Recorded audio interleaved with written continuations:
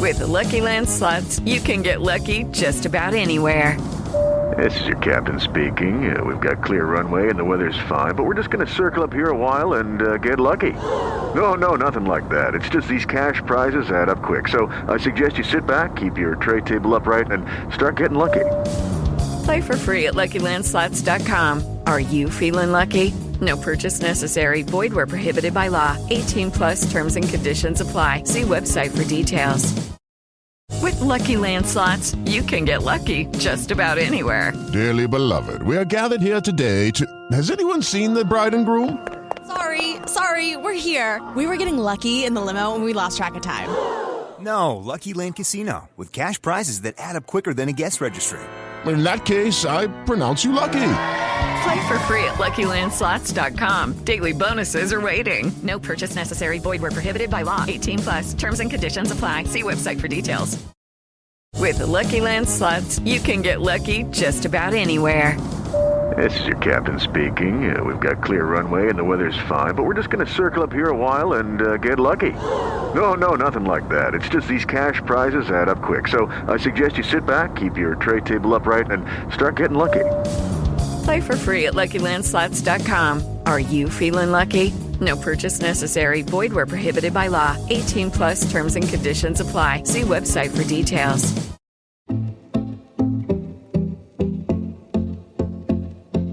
Record-breaking success at the Tokyo Olympic and Paralympic Games once again for British cycling. Despite the challenges off the bike of the past 18 months, the British athletes, with the support of their coaches and all the behind-the-scenes staff, delivered some outstanding moments to remember this summer. Now 3 years until Paris 2024, and 9 months into his new job, British Cycling's new chief executive has set out the new strategy for the organisation to grow the sport and enable more people in all communities to discover cycling. This is Great British Bosses from Anything But Footy, the Olympic and Paralympic Sport podcast. And this is the series where we speak to the men and women in charge of sport in this country.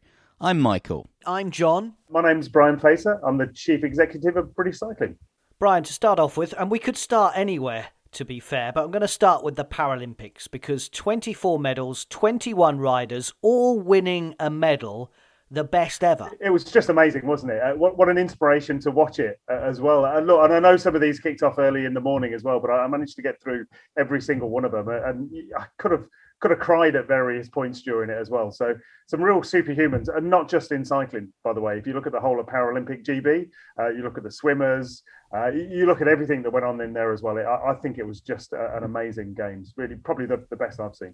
And then the Olympics didn't do too badly either, with mountain biking and BMX really coming to the fore. Yeah, and I think the diversity of what we did for this Olympics was amazing. And look, hats off to Sparky and his team within British Cycling, the Great British Cycling team, to actually be able to deliver across such a breadth as well. And look, it would have been easy to kind of think you've won BMX, you've won mountain biking, and then track could have been a bit more of a challenge. But actually to go and win as much as we did in track as well was a real testimony, I think, in very difficult times during the pandemic. And I know everybody's experienced that, but we've come out of it very well.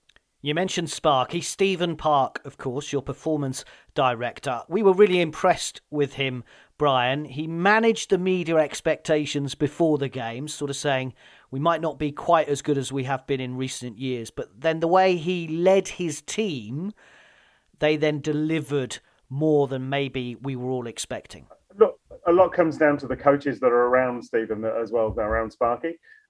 But I think the big significant thing for me is the team actually works well together as well. There was a lot of smiles on people's faces. And look, when you're winning with a smile and when you're winning with friends, it makes a big difference. And you could really see that across the whole breadth of the Olympics, with the track cyclists watching the BMXers and the mountain bikers and vice versa. I think it was just a very special game from that point of view.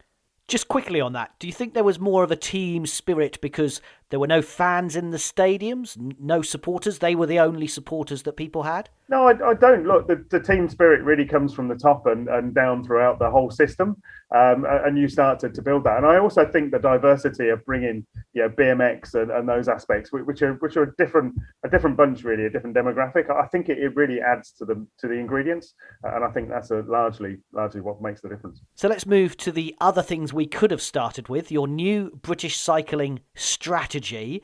You've been in the job 9 months. This is your strategy. It is, but it's our strategy as an organisation, and the way we've built this is from the ground up. So every member of staff has been consulted, and we've been through a really big process over the last 9 months to get here, with 10,000 submissions coming into us, 115 hours of consultation across inside and outside of the organisation. So I'd say it's born from our membership, it's born from our people, and it's slightly different. So whilst I may sit at the top of it, I think it's come from the bottom of the organisation all the way through. Tell us the main headlines of the strategy. So look, at British Cycling, we want to lead our sport and inspire our communities to create moments to make the whole nation proud, which is a slight different step to where we've been.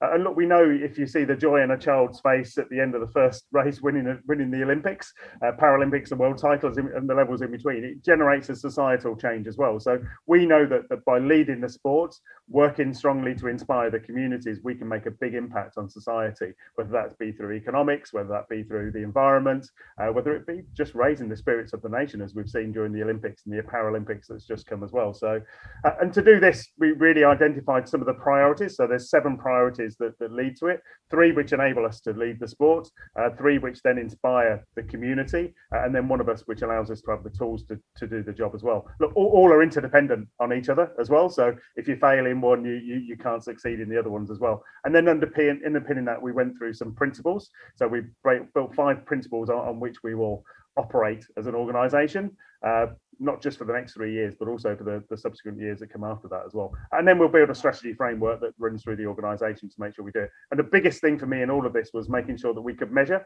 what we were doing as well, because what you can measure, you can manage. So if you don't put your flag to the mast and say, actually, success looks like this, then it's very hard to be held to account. And of course, we want to be held to account for our successes. One of the things that leapt out at me was at the turn of the millennium, British Cycling had 15,000 members.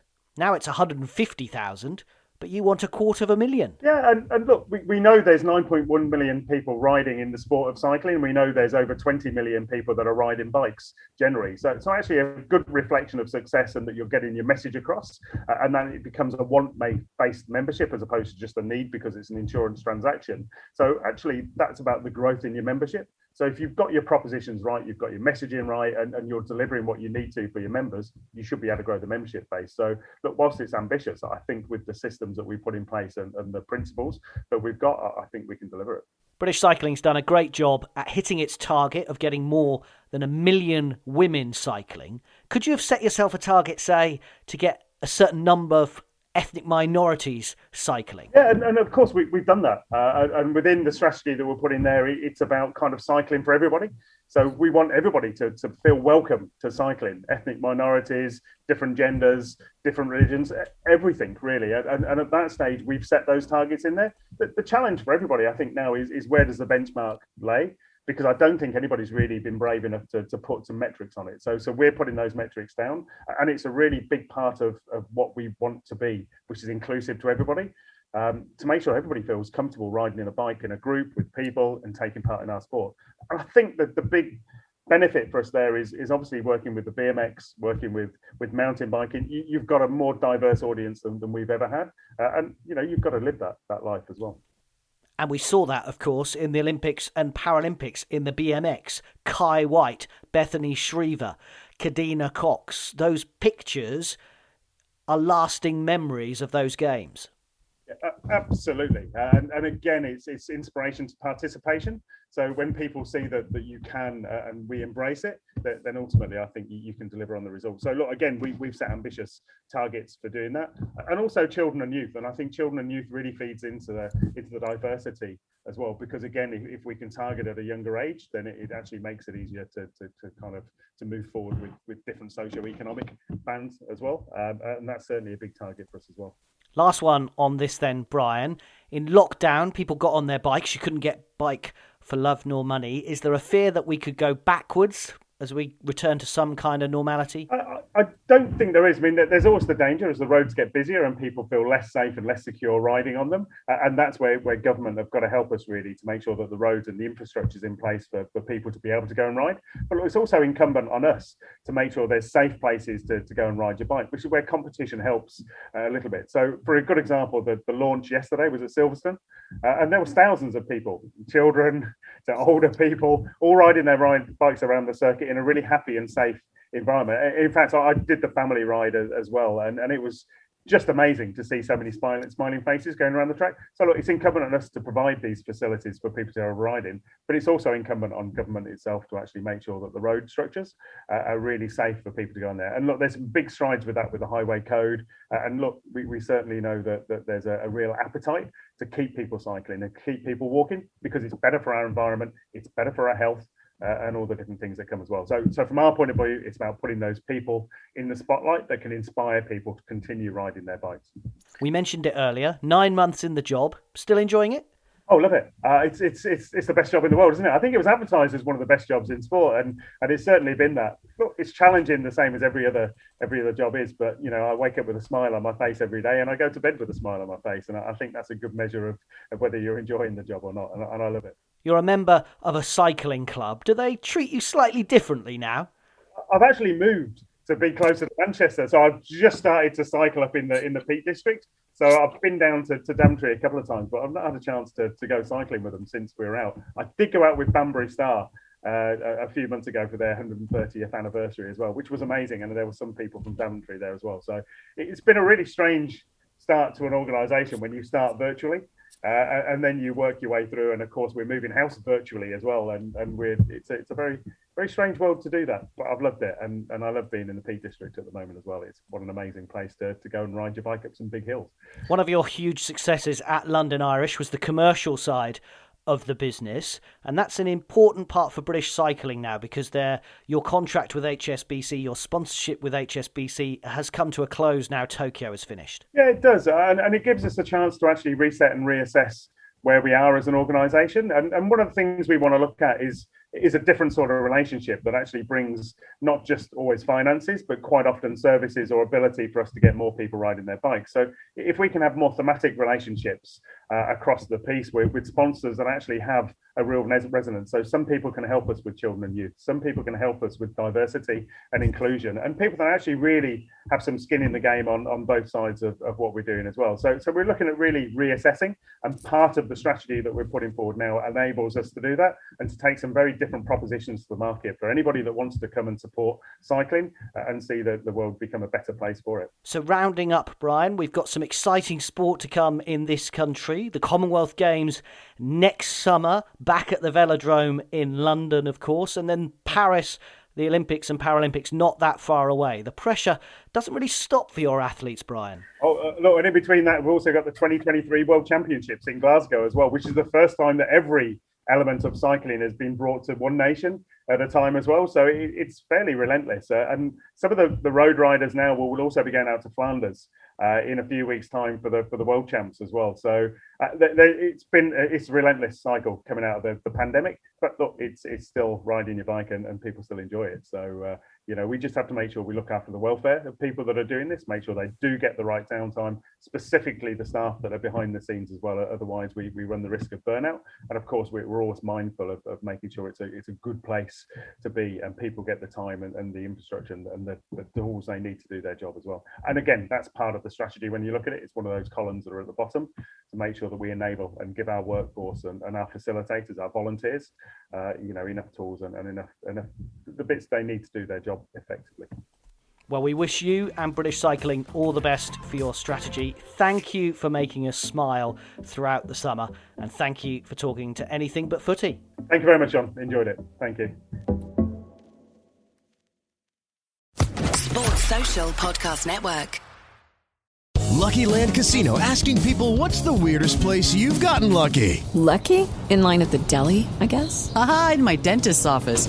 More than once, actually. Do I have to say? Yes, you do. In the car before my kids' PTA meeting. Really? Yes. Excuse me, what's the weirdest place you've gotten lucky? I never win and tell. Well, there you have it. You can get lucky anywhere, playing at LuckyLandSlots.com. Play for free right now. Are you feeling lucky? No purchase necessary. Void where prohibited by law. 18+. Terms and conditions apply. See website for details.